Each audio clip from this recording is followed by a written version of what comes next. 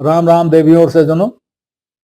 हम लोग 36वीं रामायणी पर वार्ता कर रहे थे और विचार के लिए सामने 36वीं रामायणी की पंक्ति थी, हेला करे निशाने घाव, जूझ परे तह मनमथ राव।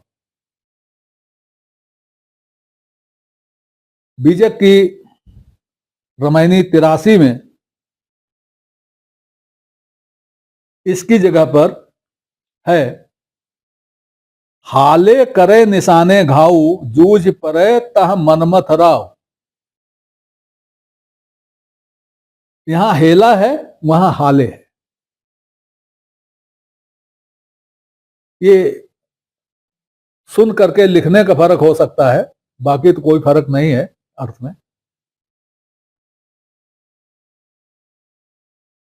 गीता में जहां श्री कृष्ण भगवान कहते हैं कि योगी को ये करना चाहिए, ये करना चाहिए, ये करना चाहिए, इसको ऐसे मारना चाहिए, इसको ऐसे मारना चाहिए, इसको ऐसे हटाना चाहिए, इस पर ऐसे विजय पाना चाहिए, वहीं पर वो विशेष रूप से मनमथ का उल्लेख करते हैं। वो गीता में वो स्थान ध्यान से देखिएगा। श्री कृष्ण महाराज का सबसे ज्यादा जोर मनमथ पर है और कहते हैं कि ये कहीं भी अगर बचा रह गया तो फिर से छा जाएगा।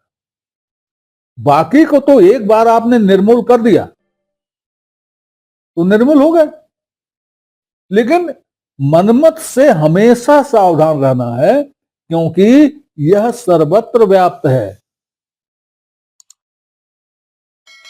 यह आपके आंख में भी है, कान में भी है, नाक में भी है, जीवा पर भी है, और ये स्पर्श में भी, हर जगह ये व्याप्त है। इसको देखना हो कहां कहां व्याप्त है, तो आप बीजक की रामायणी की इन दो पंक्तियों पर विचार कीजिएगा।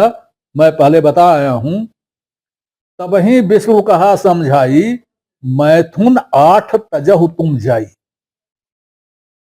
8 प्रकार के मैथुन। 8 प्रकार के मैथुन में किन किन अंगों का प्रयोग होता है आप देख लें उसमें, तो आपको यह पता चल जाएगा कि भगवान कृष्ण जो कह रहे हैं कि यह शरीर के हर अंग में, हर जगह विद्यमान है। एक से भगाओगे दूसरे में जाएगा, दूसरे से भगाओगे तीसरे से आ जाएगा, और कहीं भी बचा रहेगा तो फिर छा जाएगा। तो इसलिए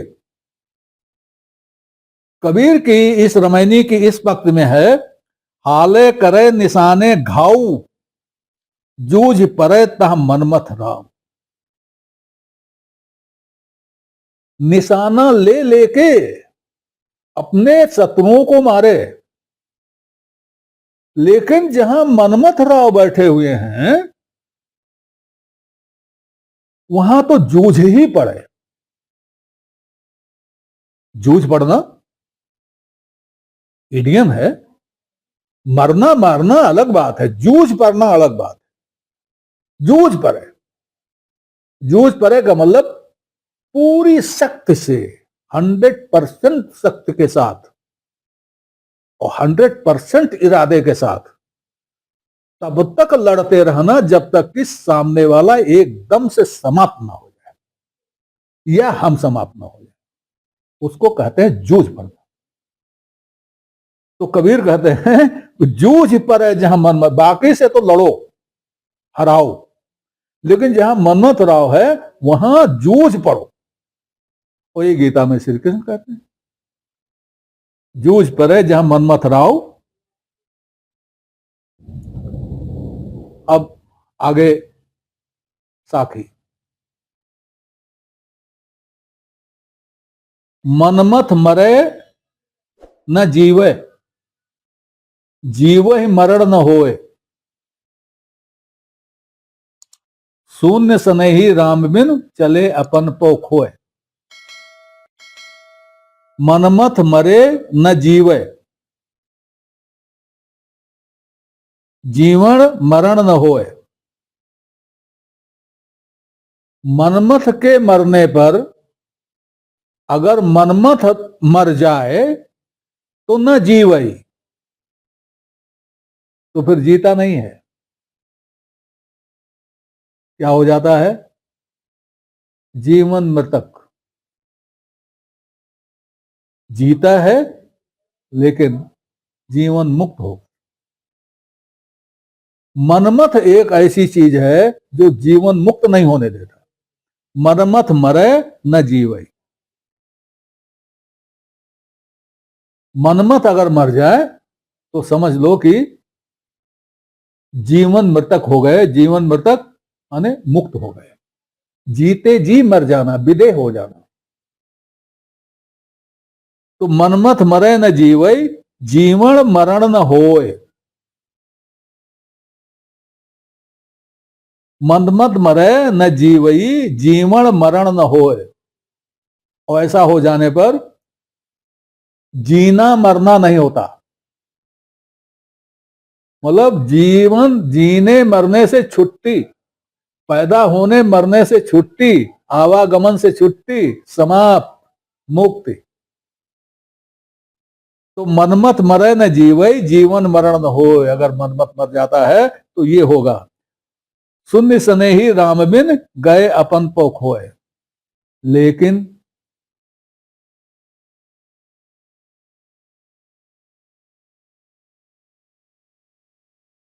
शून्य में स्नेह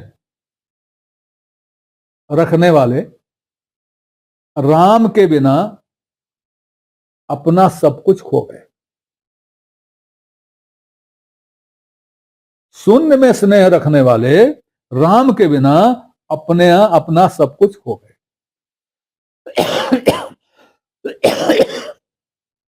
शून्य में स्नेह, इसको भी शून्य, उसको भी शून्य, ये भी शून्य कर दो, वो भी शून्य कर दो, वो भी शून्य कर दो, वो भी शून्य में पड़े रहे। राम को नहीं जाना, राम के नहीं हुए, शून्य में पड़े रहे, शून्य के पीछे पड़े रहे, राम को नहीं जाना। तो गए अपन पर खोए, वो अपनापा खो गए। मतलब जो कुछ भी करोगे, कितना भी अच्छा करोगे, अगर वह राम के बिना है तो कुछ होने वाला नहीं है, व्यर्थ है।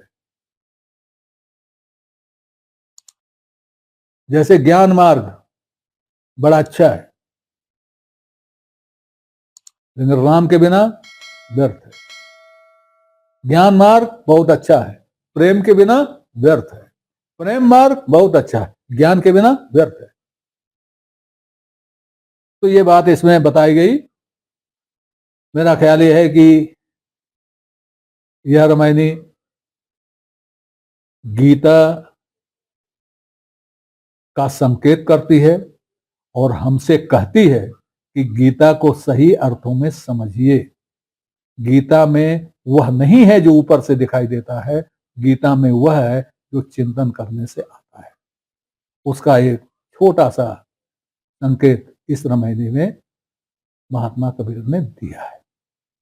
इसी तरह से जो अश्वत्थ वृक्ष है गीता में, उसका भी संकेत महात्मा कबीर ने 3-3, 4-4 जगह दिया है। नमस्कार देवियों और सज्जनों, चैनल का नया अंक प्रस्तुत करते हुए मैं इन सभी दर्शकों का आभार व्यक्त करता हूं जिन्होंने चैनल को सब्सक्राइब किया, लाइक किया और जिनके प्रोत्साहन से चैनल नई ऊंचाइयां छू रहा है। नए दर्शकों से अनुरोध है कि वो कृपया पूरा अंक देखें, चैनल को सब्सक्राइब करें और अपनी लाइक दें। समय समय पर अपनी जिज्ञासा भी प्रकट करें, इसके लिए हम आपके आभारी रहेंगे। शुभम भूयात। नमस्कार। और पीपल नाम से दिया है क्योंकि हम अश्वत्थ को पीपल ही समझते हैं, पीपल नाम से ही दिया है। उस ऊर्ध्वमूल वृक्ष को का संकेत कबीर ने अपनी तमाम बाणियों में दिया है और उसमें भी उन्होंने गीता का मर्म ही समझाया है। एक और बात, कबीर ने तमाम पुस्तकों की आलोचना की है, तमाम ऋषियों मुनियों की आलोचना की है। उन्होंने कृष्ण की आलोचना नहीं की। हमको तो नहीं मिला। कृष्ण की आलोचना हमको नहीं मिली, गीता की आलोचना हमको नहीं मिली, कृष्ण की आलोचना भी नहीं मिली, बल्कि कृष्ण के बारे में तो ऐसी ऐसी बातें कही गई कि लगता ही नहीं कि इस तरह की बात कबीर कह सकते हो। जैसे उनका एक पद है जो शुरू होता है, लोग कहें गोवर्धनधारी। अब इसमें कृष्ण की स्थिति तो बताई गई, लेकिन यह बताया गया कि कृष्ण वह नहीं है जिसको हम ब्रह्म या क्या कहते हैं, लेकिन बुराई नहीं करी कृष्ण। तो ये रही आपके सामने रामायणी 36। अब हम लोग 37वीं रामायणी को देखें।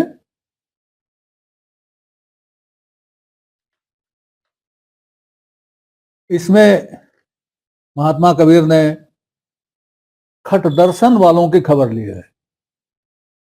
पहले आपने देखा मुसलमानों की खबर लिया, तुर्कों की खबर लिया, पंडित जी की खबर लिया, छत्री की खबर लिया, और अब वो खबर ले रहे हैं खट दर्शन वालों। इसमें भी ऐसा लगेगा कि कबीर जो है वेदों की निंदा कर रहे हैं, खट दर्शन की निंदा कर रहे हैं। लेकिन जरा गहराई में जाएंगे तो निंदा नहीं हो रही है, और कम से कम अगर निंदा को बहुत नीचे ले आए आप, तो कम से कम उतनी निंदा नहीं हो रही है जितनी महाराज श्री कृष्ण ने गीता में किया है। तो खैर चलिए रामायणी देखते हैं, एक पाठ कर लेते हैं, आसान है, समझ जाएंगे आप। और भूले खट दर्शन भाई,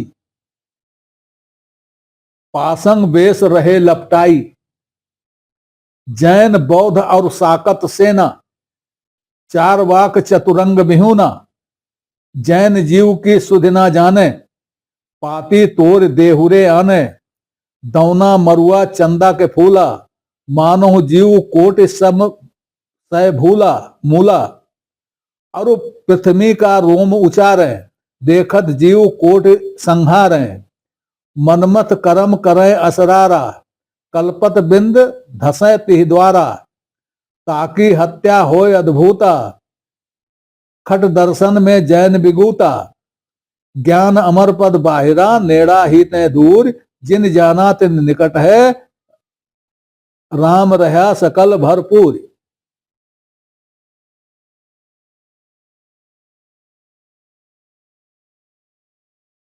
यह रामायणी भी बीजक में उपलब्ध है, थोड़ा थोड़ा अंतर है, अधिक अंतर नहीं है।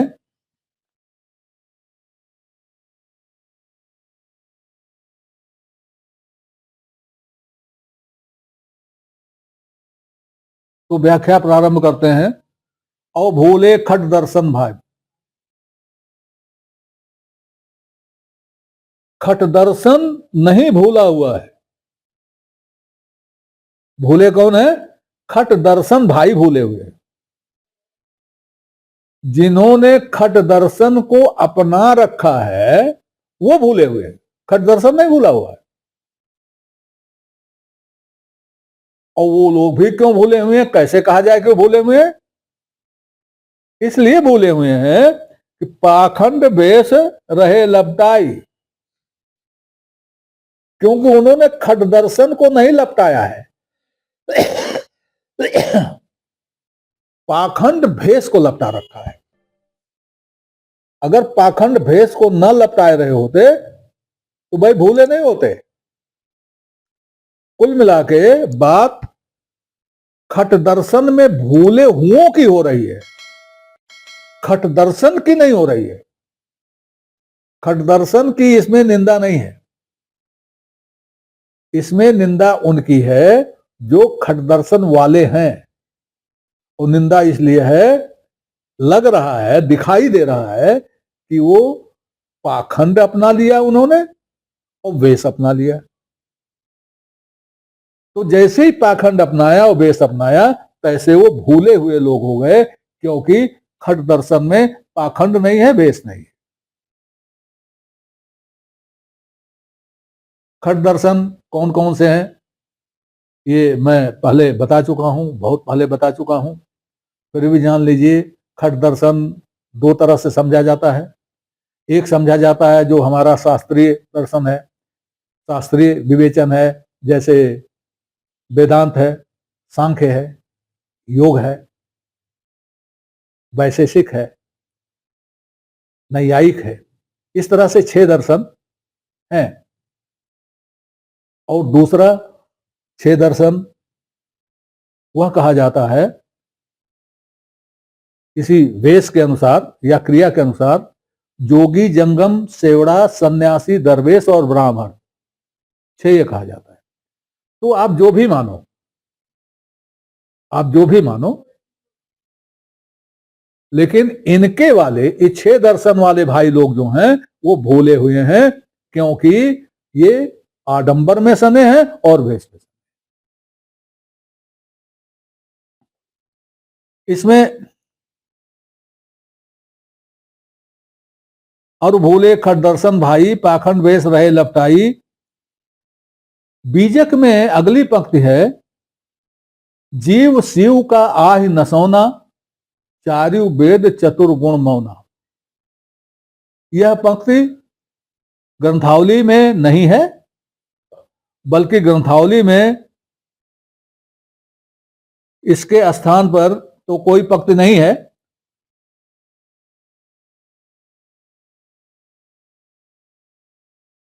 लेकिन ये पंक्ति जो बीजक वाली है, ये पंक्ति ग्रंथावली में नहीं है। जीव शिव का आह न सोना, चारु वेद चतुर्गुण मौना। तो आज इस रामायणी में यहीं तक।